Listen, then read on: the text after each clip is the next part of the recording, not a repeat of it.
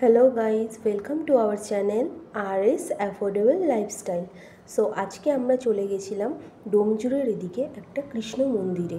এই দেখো তোমরা মন্দিরটা দেখতে পাচ্ছ, মন্দিরের বাইরের ভিউটা। এখানে আস্তে আস্তে আমরা মন্দিরের ভেতরে ঢুকছি।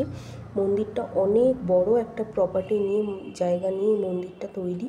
খুব সুন্দর জায়গা, গেলেই একদম মন ভরে যাবে, দারুণ জায়গা। এই যে মন্দিরে এই যে সিঁড়িগুলো ক্রস করে ভেতরে মন্দির, এই পাশে বাঁদিকে আছে কৃষ্ণ মন্দির, ডান দিকে আছে শিব ঠাকুরের একটি মূর্তি, সুন্দর শিব মন্দির। মানে দারুণ জায়গা, তোমরা একবার যদি না গেলে এখানে সন্ধ্যাবেলা আরতি হয়। এই দেখো এখানে রাধাকৃষ্ণের মূর্তি।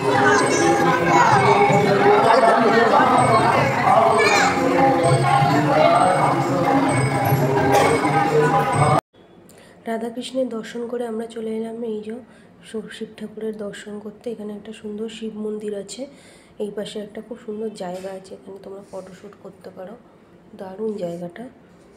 এই দেখো এখানে বোটিংয়েরও ব্যবস্থা আছে, এই যে ছোটো ছোটো বোটগুলো দিয়ে এখানে একটা ছোট্ট পুকুরের মতন আছে, তো তোমরা চাইলে এখানে বোটিংও করতে পারো। তারপর দেখো এখানে একটা ছোট্ট একটা পার্কের মতন ব্যবস্থা আছে।